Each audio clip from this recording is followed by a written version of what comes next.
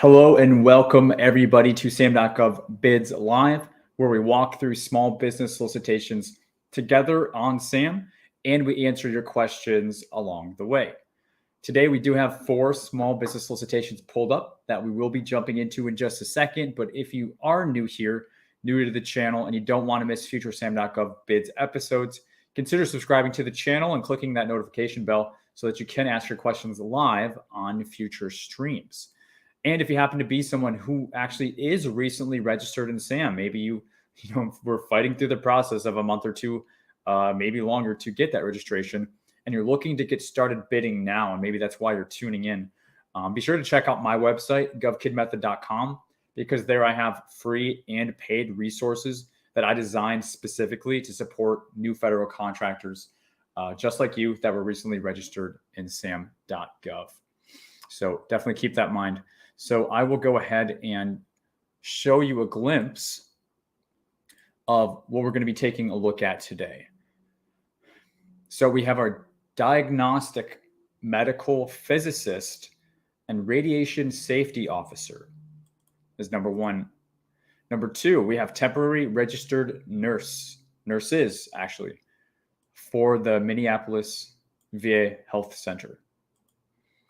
Number 3, we have grounds maintenance services out of Sarasota.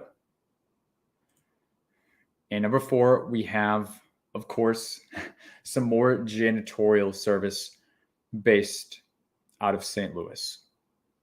So as you have questions, we answer those in between bids. Feel free to post them, whether you're watching on LinkedIn or on YouTube, or even if you're watching on replay. Maybe you're even listening on Spotify, as we've just recently started a podcast. Feel free to add any of those comments as we go through those. So let's go ahead and dig into our first one, which is, again, diagnostic medical physicist and radiation safety officer. Kind of interesting. So this is for the VA. This is due September 2nd. Small business set aside. They're using the 541990 other professional, scientific, and technical services NAICS code. And the place of performance is close to my old stomping grounds, back up north in Battle Creek, Michigan, except I was on the east side of the state. In terms of our attachments, we have a few. Looks like we have 2 wage determinations.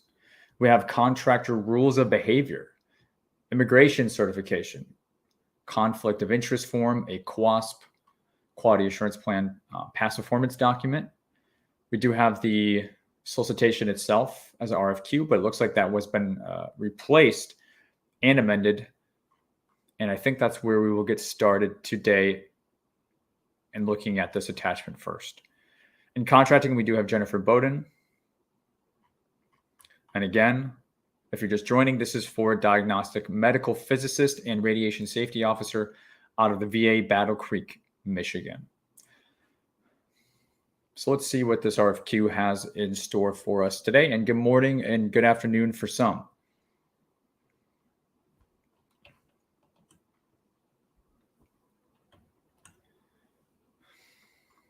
Okay, so we are quickly hit with our standard form 1449. That is letting us know the period of performance begins October 1st and goes for a base year. And they are also letting us know there is 4 option years as well. So base plus 4.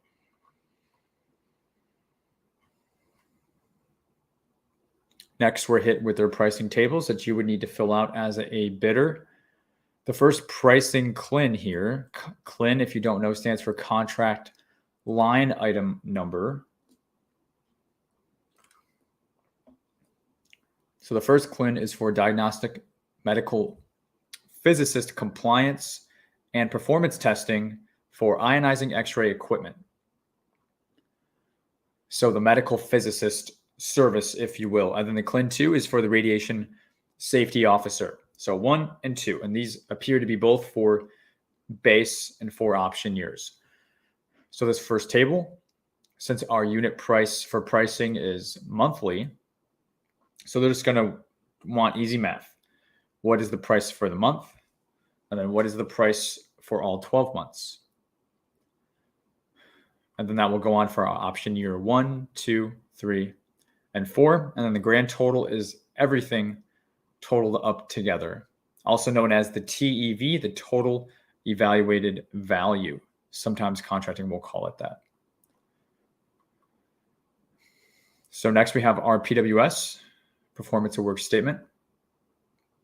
And this is the information that you would likely be sharing if you were going to be, staffing, recruiting, trying to find 2 people to provide these services. This is going to be more of the details of the work, the tasks, the duties that they would be performing, as well as just the overall scope and background behind this. They are also letting us know there's 2 locations, not 1. So actually the Battle Creek VA Medical Center, which I've actually done work there myself, pretty neat to see. And then there's also Wyoming CBOC, which is community-based outpatient clinic, I believe. It's a VA. It's a VA structure residency. All right. Qualifications for the physicists. So super important. This is where I was getting to. This is what's going to be required.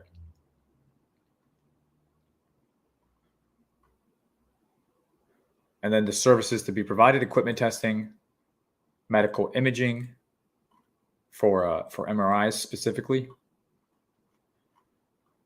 So they're being extremely thorough here, which is actually a good thing. I always say it's good to have all the details rather than guessing. And then next is a repeat, but now it's for the radiation safety officer. They are giving you some government POC as well. Equipment list. And this is a 74-page solicitation, so I will start to pick up the pace. The whole process of reading, guys, is meaning you're looking for specific things. When we learn to read solicitations, we're not reading word for word, line by line. Instead, it's like an Easter egg hunt. We're looking for something specific. So we found the pricing, we found the statement of work. Now what I'm looking for is more proposal-related information. What's required in my bid? How will the winning bidder be chosen? These are called sections L and M. You see we're on section D right now. So L is in Larry, M is in monkey, also known as instruction offers and evaluation factors. So they're putting them in different sections, which you will see them do sometime. But we do see the evaluation here. They're letting us know the award will go to whoever's offer is conforming to the solicitation, will be most advantageous to the government, price and other factors considered. So this is going to be more of a best value. This is not going to be a lowest price bid. And they are telling you specifically they want to see 3 technical factors: key personnel, management plan, and experience. And then they go down to explain those a little bit more. So when you're writing your proposals, when you're starting with a blank sheet of paper, which we never like to do, we're copying this. We're putting this into our document, and then we're writing to it, because these are just placeholders, and then we'll take those placeholders out, and it will be replaced with our management plan, or with our experience, or with our key personnel breakdown. They are also asking for past performance. We always say with past performance, recency and relevancy. So the 2 R's, recency, relevancy. And they're asking for within the last 3 years. So recent is, you don't want to go 10 years back. In this case, they're telling you 3 years. But then relevancy is, okay, well, how relevant is the past performance that you're proposing to this new work that you're going after in the bid?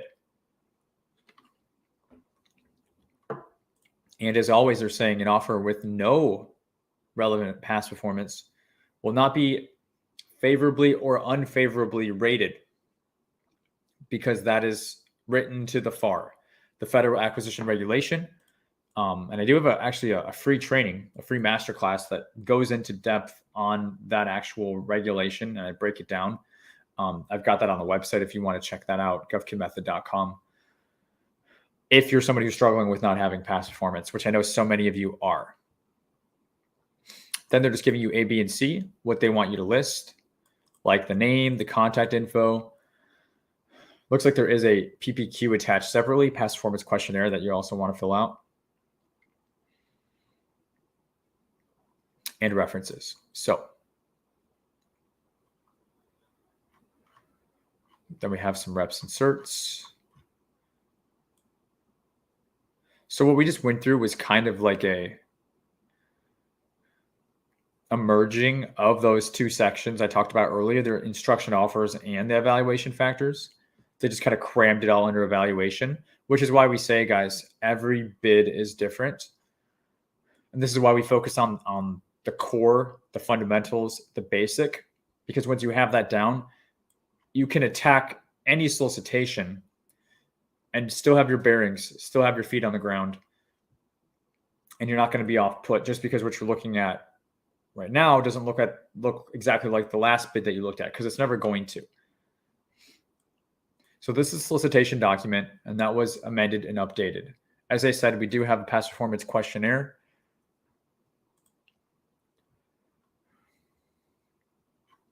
And just so you guys know, PPQs, they should come from your reference and go directly to contracting. You don't get to fill out your own report card.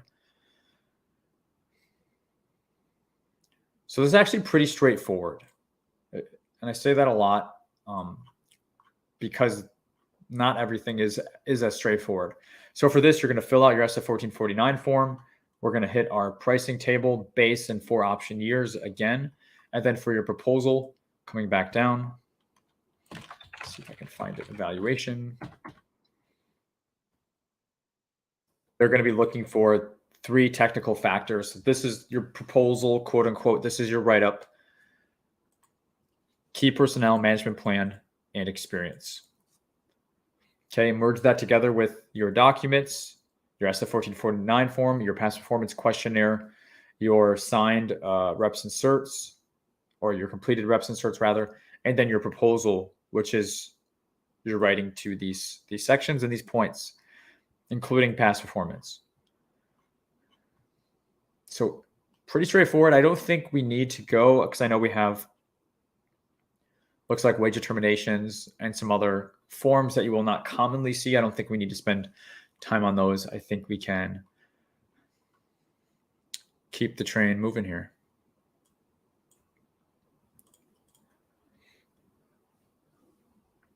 All right.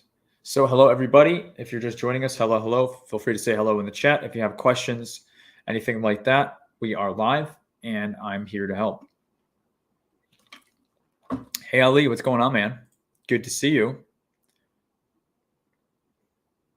And Ali, I'm not sure if you know, Ali is actually a client of mine. We worked together last year. And Ali, we have evolved the program, and you're grandfathered in, because I always grandfather my clients in as we move forward. So would love to hear from you and get you plugged into the new program if you are still active in bidding. All right, so let's go ahead and check out our second solicitation for today. So number 2 is the RNs in Minneapolis. So registered nurses. This is due September 2nd. This is actually service disabled veteran-owned small business, so SDVOSB.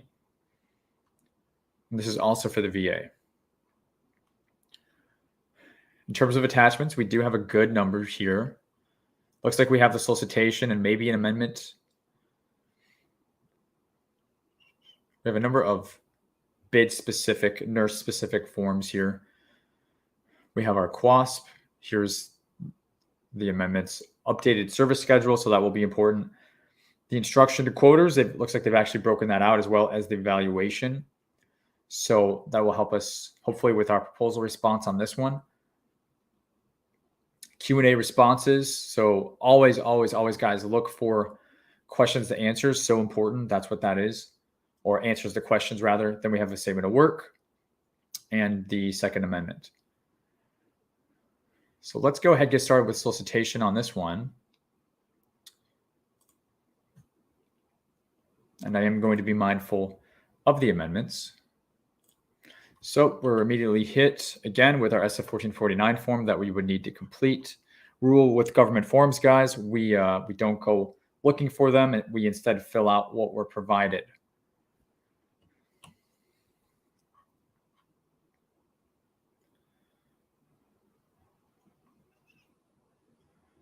So starting to read into this statement of work, I'm seeing 5 surgical RNs, 2 step-down RNs, 2 intensive care RNs, 4 long-term care RNs, which adds up to 13 RNs. And again, they're saying we want a full range of on-site inpatient nursing service support in Minneapolis. That's what they need. So anybody who's in medical, staffing, you're in the nurse game, because it's a beast. It's a game in and of itself. If you're in the nursing world, you know that. This would be something that potentially, I don't know, actually you don't have a lot of time to bid on it. What is it? Yeah, again, it's September 2nd. So I can't believe tomorrow's already the 1st. So really only 2 days. But let's just continue and see how involved it actually is.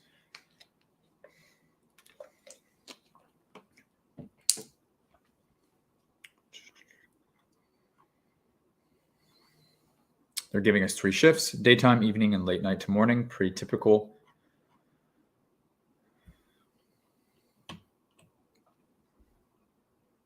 Qualifications. And again, when it comes to RNs or anything medical, the number of requirements, submittals, verifications, certifications, all that stuff goes through the roof when it comes to your proposals and what they're asking from you as a contractor. It's just par for the course.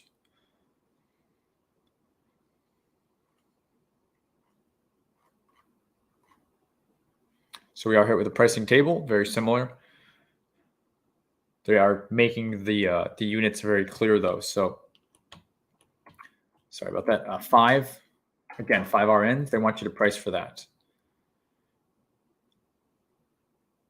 Let me make sure they're not double dipping here.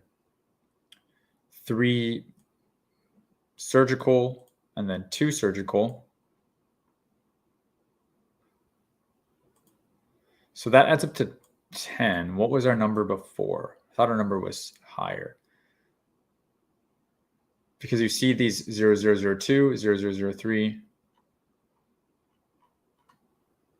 We'll have to see what the period of performance on this is,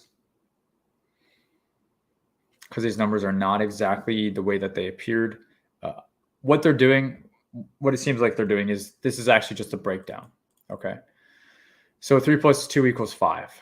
That's how they're doing this. And that's why these are sub price claims. So 3 + 2 = 5. That's why I wasn't adding up initially. 1 + 1 = 2. 1 + 1 = 2 here. And then 2 + 2 = 4. So we'll go ahead and add up those high level numbers. So we have 5, 2, so that's 7, another 2, so that's 9, then another 4, so that's 13. And that was the number that we had before. So the numbers do add up. They're just broken down by unit and amount for this pricing table. So it's totally fine. Totally makes sense. Would not be difficult to fill this out. 13 nurses, Minneapolis, Minnesota.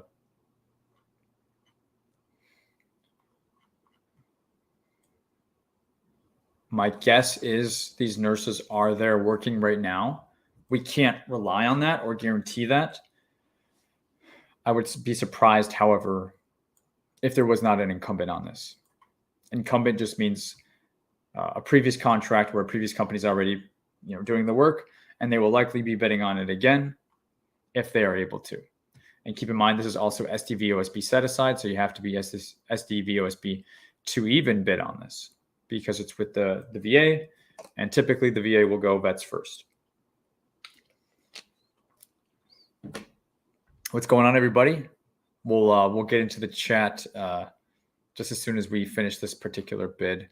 But hello. Good to see everybody here, and good morning for some, and good afternoon for others.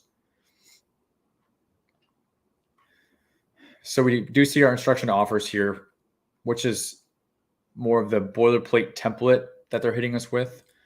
I am looking to see if they're going to give us something more specific, though.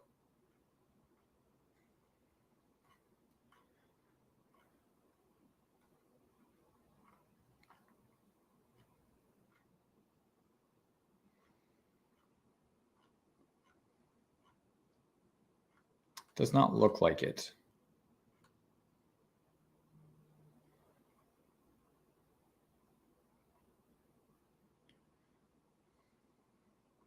Okay, so this addendum to the instruction offers is what we want, because this is specifically them telling you exactly what they want in the bid. Okay, and they're calling this a quote. So submit your signed and dated quotes, okay, complete with solicitation number, time, date, and address. Any terms of express warranty, price and discount terms, that's more boilerplate stuff as well. Acknowledge any amendments, complete your reps and certs. Past performance will not be considered in the simplified acquisition procurement. That they're saying this is simplified acquisition. A little surprising to me. 13 nurses under 250K. I don't know about that. We'll have to see. Guess it'll depend on the hours, but it looked like it was a full-time gig to me. Quote shall include a statement specifying the extent of the agreement with all terms. Yada, yada. Cover letter. Registered in SAM. Complete the pricing cleanse. Complete attachments A and B. So we'll have to check those out and acknowledge any amendments. And if there is any subcontracting to be involved, you will have to basically abide by the limitations on subcontracting with the VA. That's pretty much it. So I'm going to bounce to see what were those two attachments again. A and B.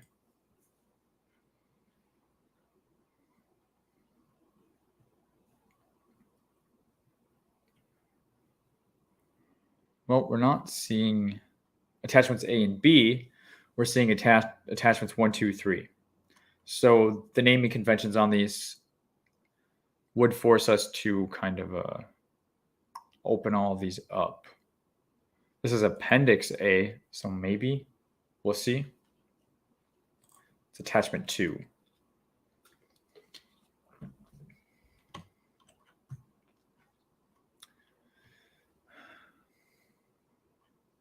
This does not look like something that they would want.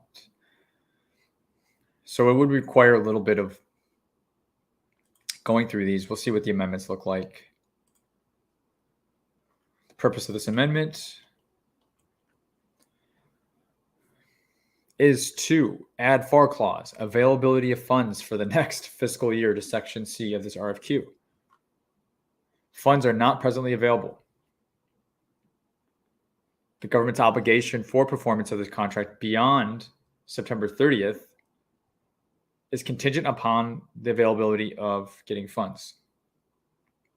So you'll see this a lot, guys. If you do see this, what's happening is with the funds not being present, and you see this very often in the busy fourth quarter, end of the fiscal year, is the way it works is contracting has to submit their requests for funding, okay, for their budgets.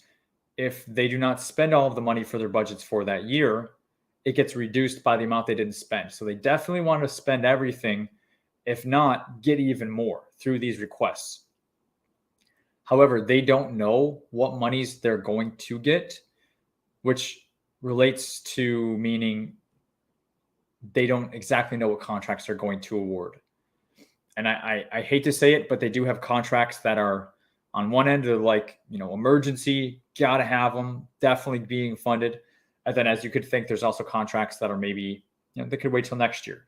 We don't have to steal from the really important monies to do the stuff that, we can get to next year. So of course they want to fund everything, But this is their way. They have to put this in here to protect themselves because it costs you money as a bidder, as a government contractor, to put your proposals together, to invest this time and labor and manpower doing this. And then if nobody wins the bid because no money's available, right?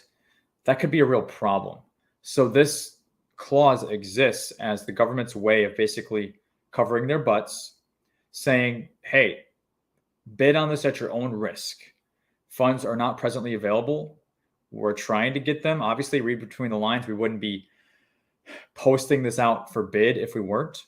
But if something falls through, we don't get the money, don't come complaining to us. So that's something you'll see a lot around the busier time of the year, where contracts are kind of being awarded hand over fist. It's just a time crunch for a lot of agencies, and a lot of things like this can happen and not everything gets funded. So that's pretty much what that means. And I just wanted to take a minute because you will be seeing that a lot during this time of year.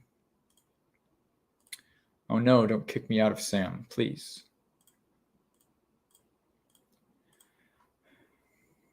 Okay.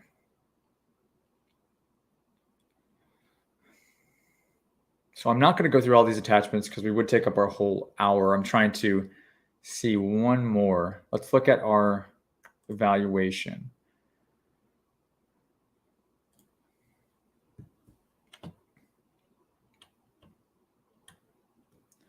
So this is also looking like another best value procurement, just like the previous one. They're giving you some technical factors, except for this one, they're giving you subfactor 1, staffing info. So staffing plan, perhaps. Subfactor 2, corporate experience. And then subfactor 3, performance plan. And they are going to go on in detail here. They break out exactly what they're looking for from you, in addition to, again, past performance they're listing. The price is going to be on a best value trade-off basis, which is also letting us know it's not going to be lowest price technically acceptable. It's reinforcing that point. And other factors are also going to be important, not just the price. So really use this when you find this. This is really what I want to point out. This is your outline. This is your bid. You could copy and paste this stuff into a Word doc, put a cover letter on it.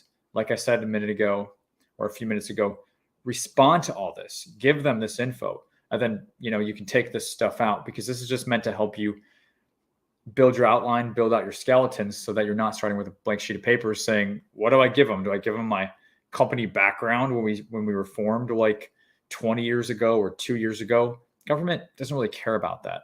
What they care about is they have a grading worksheet, how you will be evaluated. And then they're going to go and look for those specific things. Are they there? If they are there, how good are they? What rating did they get? Or is it a pass fail? It's there or it's not. That's basically how they're approaching it. Sometimes they break it down into volumes, right? Where everybody's looking at each section just like in a vacuum. Other times, they just go through the whole thing and evaluate it. So this is your gold. This is what you need. If you can't find this or something like this, it's either not there and you have to infer. Maybe it's like price only, right? There's not really a proposal required or requested. Or you ask contracting. If you're not finding this, you submit the question. You just want to make sure before you do that, though, that you do a really good job of looking for it, because usually it's there. All right, cool, guys. And if you just joined, welcome, welcome. We just finished our second of 4 today. And let me go ahead and check the chat here.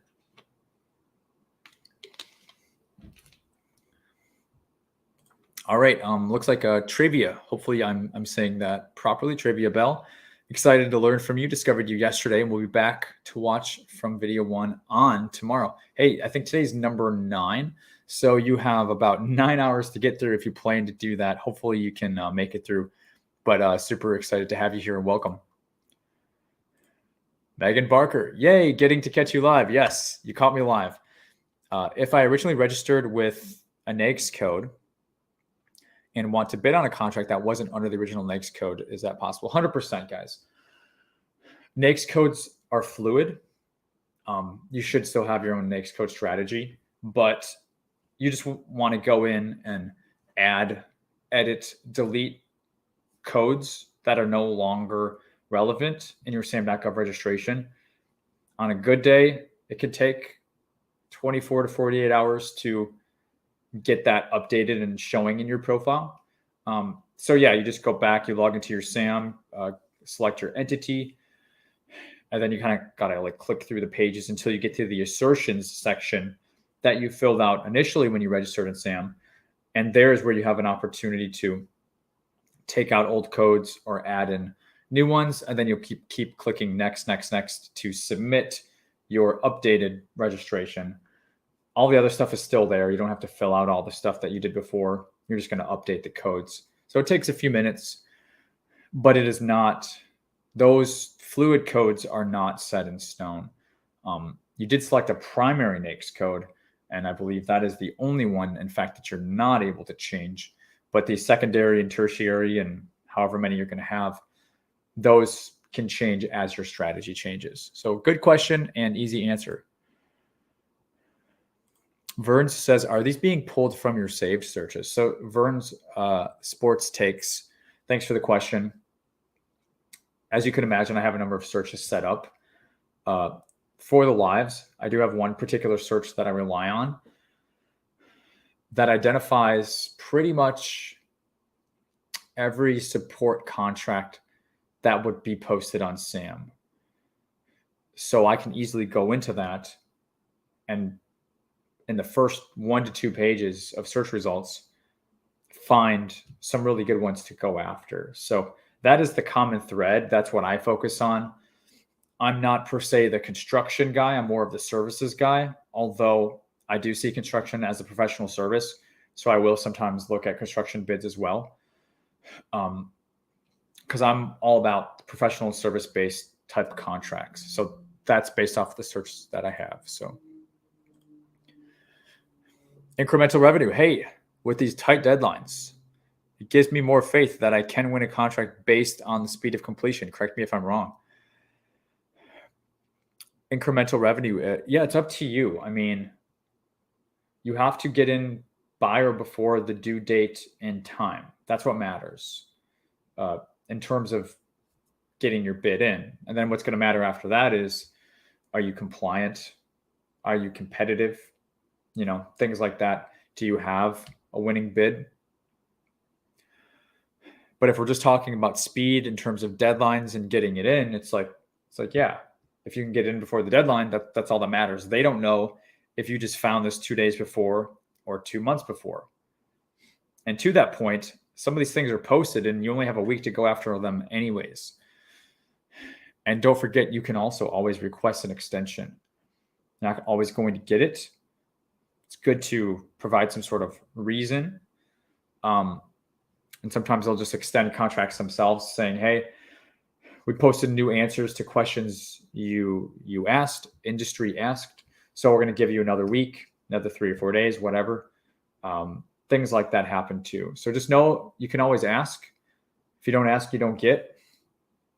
And you may not be the only one who's also asking for that extension as well.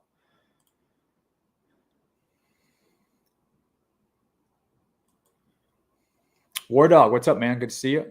Like you mentioned in your masterclass about having solicitations automatically come to your inbox.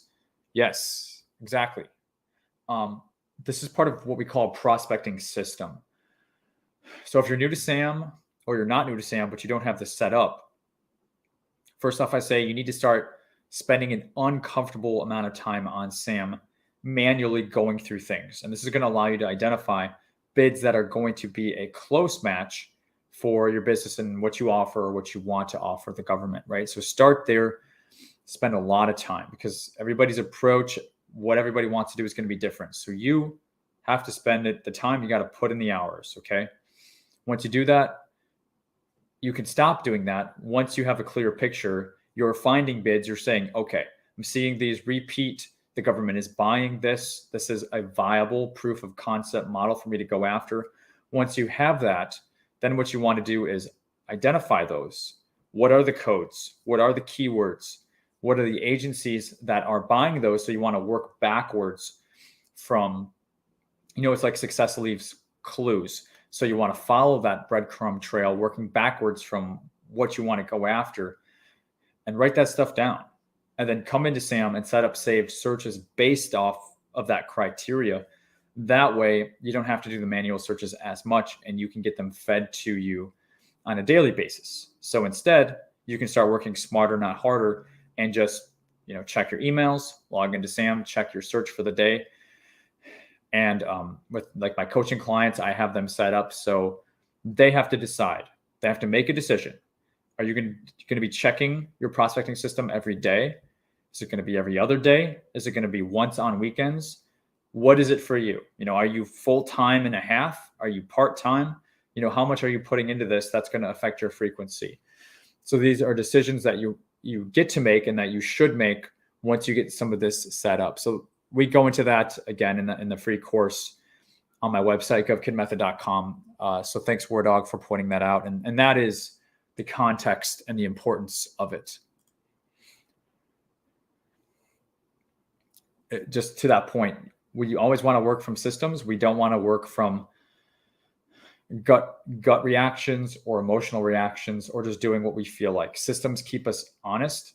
And when you look back at the work that you've done, you will be proud of yourself for staying committed and consistent. And that's what the systems provide. So that was system 1 of 4 that we go through in that free training. Hey, Dr. Virginia, good to see you again. And thanks for hanging out with us. Looks like Tramal Booth. Are you going to delete the live bid training? No, these are on YouTube. So all of these lives, they automatically turn into recordings as soon as the live ends. So if you joined late, you didn't get to catch the last episodes, just go through the channel and you can check those out. Hopefully that answers that question. And then one more question, and then we will bounce to our next solicitation. Declan LaShawn says, appreciate your knowledge. Have you ever done any lodging contracts? Yes, I have. I found a solicitation that asked for hotel rooms. Very, very common, actually. Does that mean I could just call a hotel and book rooms on their behalf? So yeah, like it's a little bit more complicated than that, but from a high level, yes, the hotel becomes like your subcontractor, if you will. You will be relying on them to get pricing for things like rooms for lodging, also potentially conference rooms, also potentially meals that the hotel may have to provide, and also potentially like audio video equipment for conference support for speakers and stuff like that. Those are usually the 5 things, or up to the 5 things you could see for conference rooms.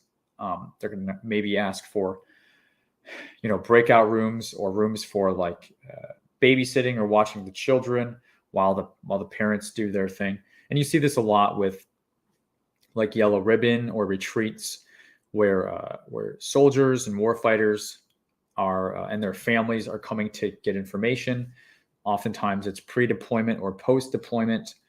So understanding the story and the reason behind these gives you a much more accurate picture of why they need a hotel. It's much more than the hotel. Like there's something really important, going on that the hotel is going to be a vehicle to allow happen.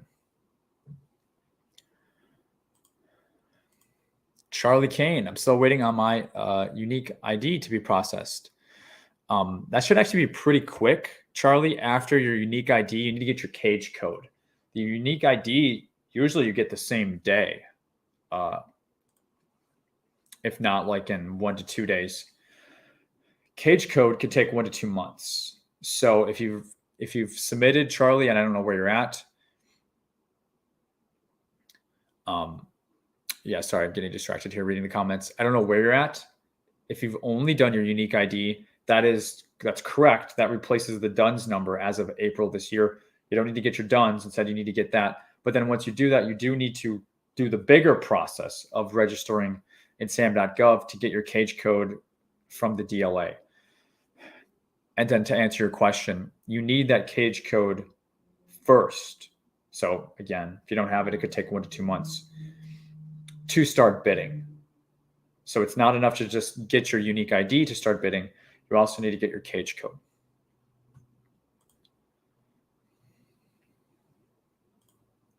Incremental revenue. I appreciate your knowledge. I just paid over $1,000 for the same info. Thanks for offering great content. Glad it's helpful. I hope the $1,000 investment you made was worth it. Yes, we do try to offer a lot of value during these lives. Tramal, thank you for answering my question. Have you seen government contracts for people in the medical field? Yeah, we just looked at 2. So if you just joined us, the first bid we looked at was for, what was it? Medical physicist and one other position. It escapes me what it was. And then the second one is for nurses. So lots of medical stuff going on for sure. And then can that cage process be expedited at all? Not to my knowledge, because it's just a huge backlog. Everybody's trying to get through. The best way to expedite it is avoid the 2 most common challenges. And again, I actually go into this as well in the masterclass, the free training. IRS TIN mismatch. So you want to avoid putting in the wrong TIN number, which sounds funny, but it's the TIN number with the exact name that you registered with the IRS. That will kick it back and cause a delay. And then the second thing that will cause a delay, which is not your fault, but if your business address is not showing up in the SAM registration, you're going to have to submit documents to them. They're going to upload it, and then you'll have to go back through it and then select your address from the dropdown, and then you can proceed. So those are the 2 things that are causing the biggest pushback right now. And then, as always, they may send you an email. Sometimes it goes to spam or junk. SAM.gov. You want to make sure that you're constantly, daily, pretty much checking for emails from them, because that can also cause the delay. So there's no true way to expedite it.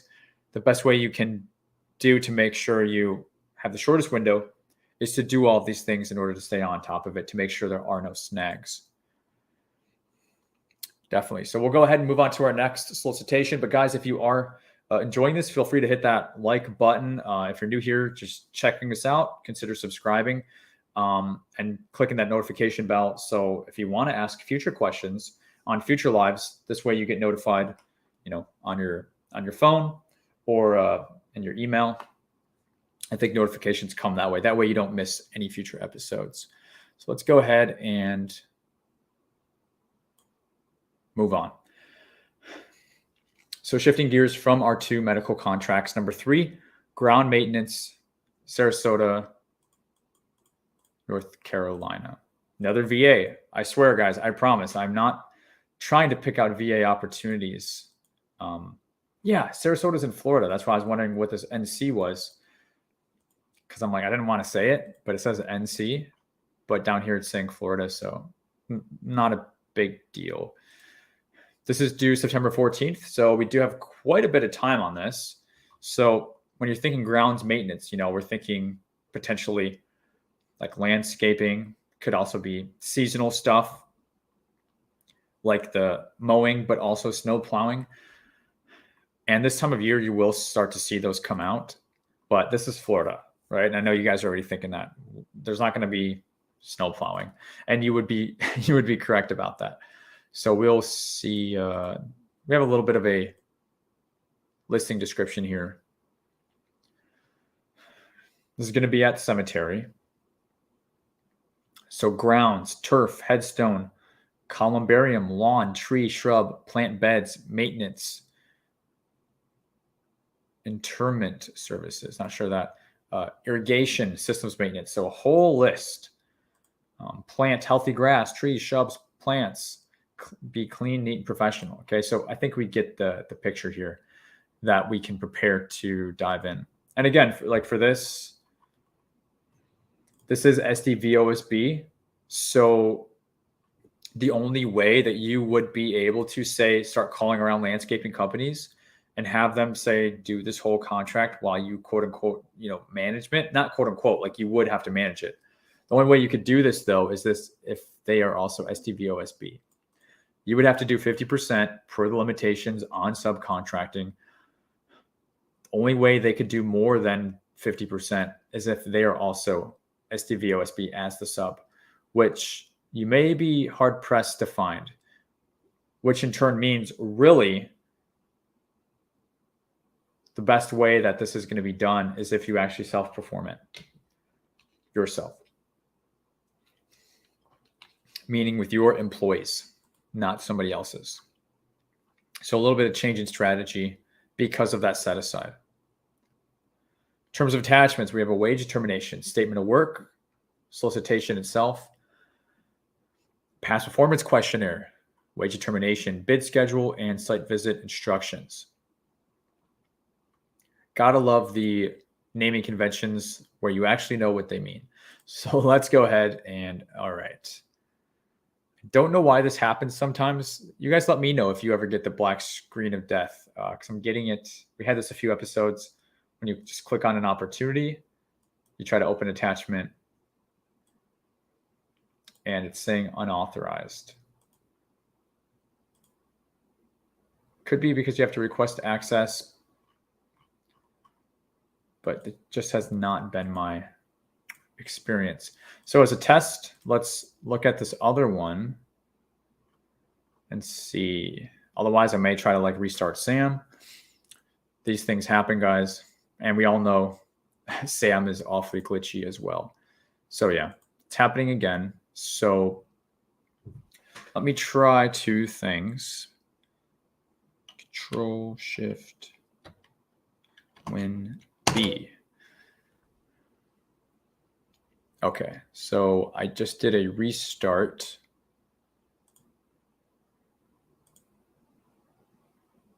And that still did not work. So what I'll do is just really quickly, and we can take questions if we end up not being able to open these. Not sure why that happens. I will close these. I'm going to just go ahead and reopen them.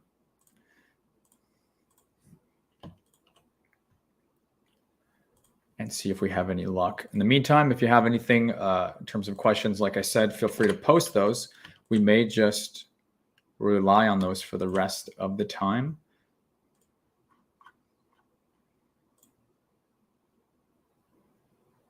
Okay, seems to be working now. So it looks like a system restart did work. So we are back. All right. Got everything closed out, but things are opening.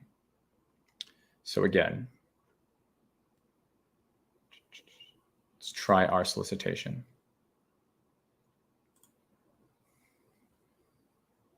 All right, cool. Back in business here.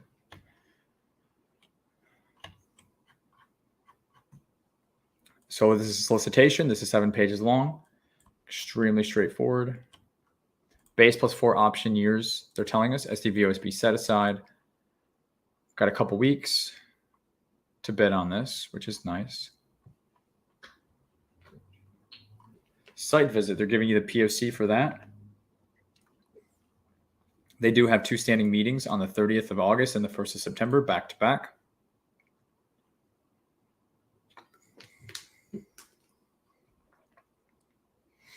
Our instruction offers, okay, what's required in your proposal response. Number 1, you got to be registered in SAM. What else? Number 2, your quote. And they're giving us volume A, volume B, and volume C, volume D. So very nice. They're giving us volumes. They're giving us a way to organize this. If you're starting your proposal with a blank sheet of paper, now you're no longer blank because you should have volumes A, B, C, and D. And you can copy and paste this info in here as just a placeholder for you to respond to, like we keep saying today. So for A, legal business name, address, DUNS number, which is going to really be your unique ID number, name, POC, email. They do want a company capability statement. In addition to this, they also want signed, acknowledgement of all amendments, copy of the completed FAR clause for hazardous material, as well as your reps and certs. They also want you to prove that you're SDVOSB on this as well. That all goes for A. B, relevant experience. Next, managerial and technical qualifications of key personnel, including resumes. So this is actually, and I'm surprised to see this, especially for a grounds maintenance contract. They are seemingly asking for a lot. Next, work plan, staffing plan. And then they want even a Gantt chart back from our old college days. Interesting. And then volume C, past performance. So recent and relevant, right? Up to 3 of those, or no, I'm sorry, not up to, from at least 3 references. We don't want up to 3. We want no less than 3 over the last 5 years. And then for D, they want your pricing submitted on attachment A, which we'll have to take a look at. For the evaluations, this is actually IDIQ. Okay, so indefinite delivery, indefinite quantity. They're relying on you to tell them what it's going to take.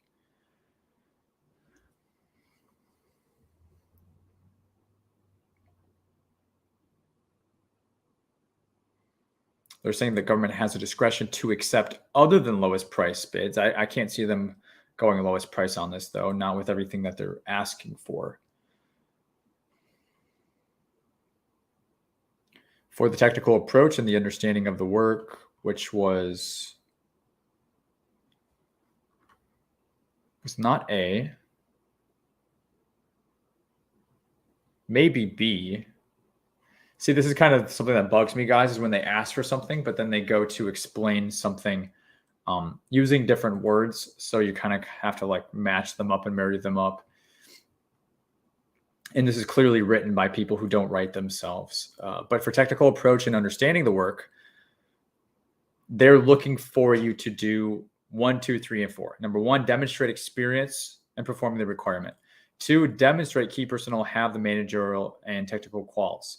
3, demonstrate that you can perform what's asked in the statement of work based on your work plan and staffing plan. Specifically, they want man hours, methodology, equipment, license permits, insurance, and again, that Gantt chart. So they're just being a bit more specific there. It's a little redundant, but then there's also new information, which makes it a little confusing. In terms of past performance,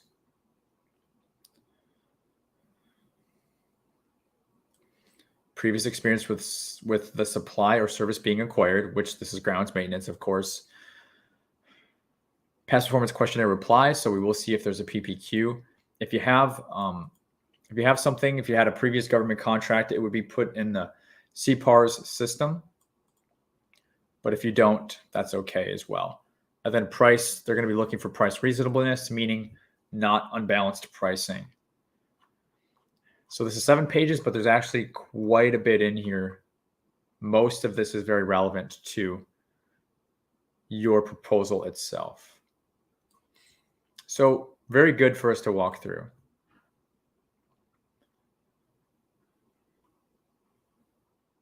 We have the statement of work, bid schedule. I do want to take a glance at that. This they were referencing as attachment A. But here they're referencing it as bid schedule. So you see what I mean? Like they should be consistent with how they name things. But here we have, wow, 29 pricing claims. 29. They're being extremely thorough on this. This has got to be a significant amount of square footage for them to go through this level of really investment of time and money to put this together and to also evaluate it. So it's going to have to be worth it. Base plus 2, 3, and 4. And I'm not even going to go through all these pricing claims because there's so many of them. But if you are watching live, it is all those things that we touched on. Yeah, 1, 2, 3, 4. All those things that we touched on in the SAM.gov listing description in terms of all the different type of work that they want, which is also going to be laid out in our statement of work, I would imagine. Yeah, I mean, when you get hit with a 49-page statement of work that this is pretty involved. So this is where you would find this. And again, because this is STV/OSB set aside, you're unlikely subbing this out unless, you do have either a relationship or you're able to find a sub who happens to be STV/OSB themselves. Otherwise, you can sub out 50% of the work to whoever you want, but the other 50% of the work you're going to have to do yourself. Okay? That's what you'd have to do for this. Okay, so bounce back to the chat.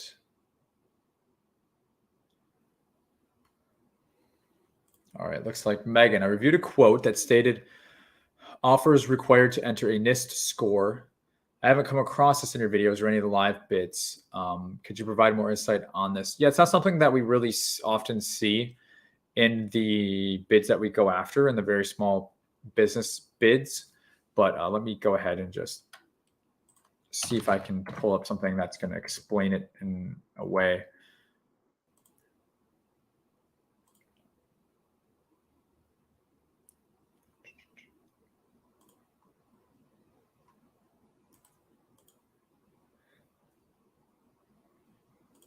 What's happening, if you guys are not familiar with Nist, it's the evolving cybersecurity, like levels of hygiene that's coming out.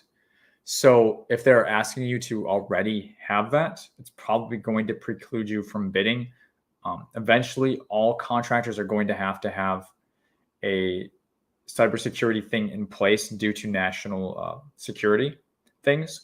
But what's happening is last year, it pretty much fell apart at, I believe it was November. So now they're kind of all year, they've been reworking on it. And what's happening is a lot of the IT contracts and just larger contract vehicles are kind of getting hit first, but it is like a 4 to 5 year rollout. So I don't talk about it a whole lot right now because it's not really affecting a lot of the really small businesses and the people that we have in our space, but it will be something that gets more attention, over time. I don't talk about a lot of it a whole lot also because, I've had a number of people come to me say, hey, unless we have all this in place, we can't even start bidding. It's just not true. Okay. We bid, we have companies, clients that I work with that are bidding all the time, and it's not a requirement. So a lot of people are out there trying to freak everybody out. It's not here yet, but those who are in areas like intelligence or IT, it is going to be more of a involved requirement or like a level of hygiene that you're going to have to satisfy. And for those of you who are not in those areas, it's going to be like the first level. They change it to more of like a self-certification thing where it's not going to be as big of a deal. And then based on the contracts you're going after, there'll be different levels that you have to go through. So I don't really want to speak on it more than that for the reasons that I stated, but sorry, I probably didn't answer your question, but I would just recommend doing some more research on that. And there are people I know, because I knew like one of the 50 people who were certified to do this, who are beginning to certify companies. And so if you can find like a resource online to reach out to somebody that's actually certified to do this, that's going to be the best person to reach out to.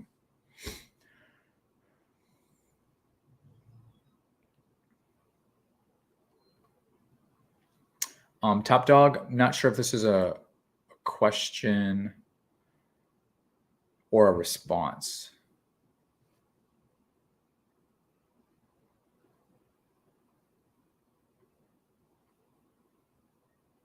Yeah, I'm not sure if those are questions. Megan, it's for furniture purchase bid. Oh, that's crazy. That's absolutely nuts, Megan. I'd probably just skip that one. If they're asking you to already have that, that's absolutely nuts for a furniture purchase. Top Dog saying, yes, level 1 is self-assessment. Yep. And it's been an evolving thing since last year. It's not something I'm an expert at because nobody's an expert at it because it keeps evolving. So I'm kind of waiting for the final thing to be issued, if you will. All right. So if I'm not mistaken, we have one more to get to.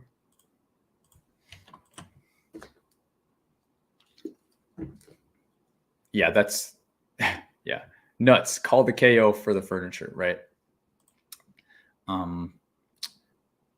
Overkill much? You know, that's pretty unheard of, I would say, for sure.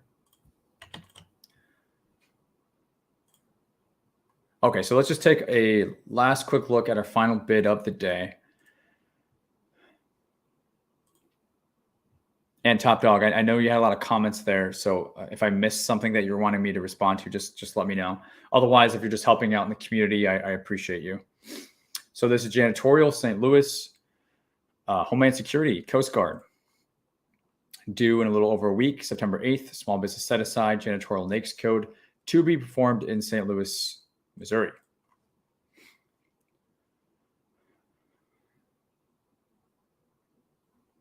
Giving us a bit of info here. Work will begin October 1st. In terms of attachments, we have wage rate, statement of work, invoice instructions, solicitation, and clauses. So let's quickly take a look at our solicitation for this.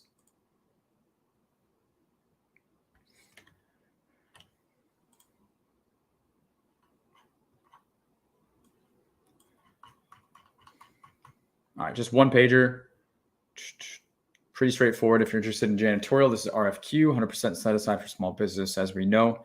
Quotes should have your tax ID, your unique identifying number. I hate saying that. It's such a mouthful. I'd rather say DUNS, but the DUNS is gone. And service information showing all specs and capabilities, which really doesn't say much. Again, October 1st. This is going to be at the CG Industrial Support Activity Building, again, in St. Louis. So this is an example where they're giving you almost nothing to go off of. So we have to rely on our other documents. Let's take a glance at our statement of work.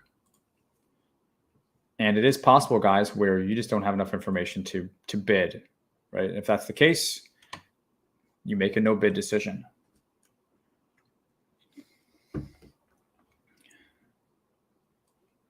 What does our statement of work tell us? The work areas will include, for janitorial service, business offices, conference rooms, civilian lounge. I would like to know a square footage. That would be helpful. Tuesdays and Thursdays, they want you to dust, wash, vacuum, clean, sanitize.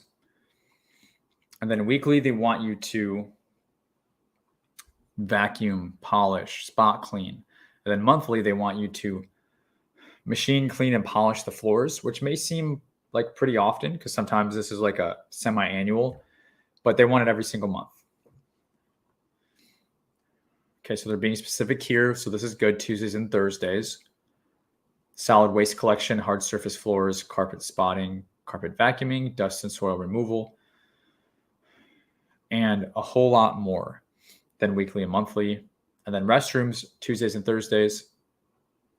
Computer rooms, Tuesdays and Thursdays. Lunchroom, Tuesdays and Thursdays. Janitor closet, looks like everything's Tuesday and Thursday. Same for the locker rooms, as well as refilling supplies. Period performance is base +2, so a 3-year contract, again, starting October 1st. No square footage referenced, so we don't know the size. We do know the frequency, which is twice a week, so that's half of the battle. Say you were working and calling a sub for this one. We'll check out the clauses just in case. Otherwise, I'm submitting a question. I would submit a question to contracting asking for the square footage because you definitely need to know. And if you can get a site visit, that's even better.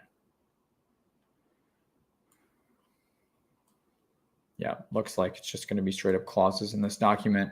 Not going to help us out too much. Invoicing instructions and wage rate, not going to be too helpful either. So like I said, guys, when you don't, it's nice of them to put it in a notepad.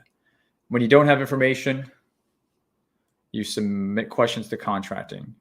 If you still don't have the full information to go off of, you get to make the decision. Do you want to bid on it or not? Okay. Is it a risk? Is it a vulnerability for you to go after something where you only understand about 80% of the scope? It's up to you. And these are the type of decisions you make as the owner, as the person steering the ship. How confident do you feel? It's going to build with your experience level in the game. But the name of the game is really whoever has the most information often wins, which is why for almost every contract you go after, you want to be asking questions. If possible, you want to ask for site visits if it makes sense. You want to be asking about incumbent, right? Look them up in fpds.gov. What information can you gain from a previous contract, if that's relevant, to basically get as much information as possible. That's the name of the game. So let me see here if there's anything else in the chat. Does not look like it. Again, Megan, that's crazy. I will, when I get some off time here, I'll dig into Nist a little bit more to see if there's some more updates, just for my own curiosity as well. But yeah, and guys, I did make mention to I'll pull it up, our free training. If you're not in it yet, it's something that I do recommend everybody to check out, and it's free. So there's really not any reason not to. If you just go to GovKidMethod.com, got 3 options for you. Check out the free training for our masterclass. Just click on it, enroll here. Extremely easy to go through. If you are looking for further support, you like what we do here on the channel, I do have additional options to support you. One is our bidding bundle, which is pretty amazing. And it is what it says. It's proposal templates, proposal builder docs. Okay, I invested in about a dozen or so staffing plans, quality control plans, management plans. And down here, you can actually see a list of all the templates that you would get. In addition to that, we're known for our awesome capability statements. You get access to all of those, all industries, as well as the bid training program that I have all of my coaching clients go through. So this is a requirement. So this is the same exact training that they go through. The only difference is this is self-paced. And if you're wanting something more like coaching where I'm involved, you get all that. But then we also go live 2 times a week on Zoom together, and we look at bids and proposals and responses together. So I'm very involved in helping you work on actually going after bids. So if you need additional support, whether it's free or paid, GovKidMethod.com, those 3 options are there for you. And guys, if you liked today's session, smash that like button. Thanks for hanging out today. And if you're new here, consider subscribing and clicking that notification bell so you cannot miss future live sessions. So you can bring your questions like you've seen today. I try to answer pretty much anything that comes my way. Instead of paying, maybe $1,000, like somebody mentioned earlier, if we can get you taken care of on the channel, that's what I'm here for. And I'm trying to do, as well as demonstrate how to read and talk about different systems that you should be trying to implement in your business if you're new on SAM and you're new to bidding and you're trying to go after and bid and win on some contracts in the federal space. Thank you, Top Dog, and thank you everybody for hanging out and the questions and the engagement. All of these lives are they're replayed on the channel, GovKidMethod channel. So if you ever missed or joined late, this is episode number 9. So feel free to get caught up as well. We will be going live tomorrow. It's my intent. So same place, same time tomorrow if you want to come hang out live. And we will see you guys in the next one. Take care.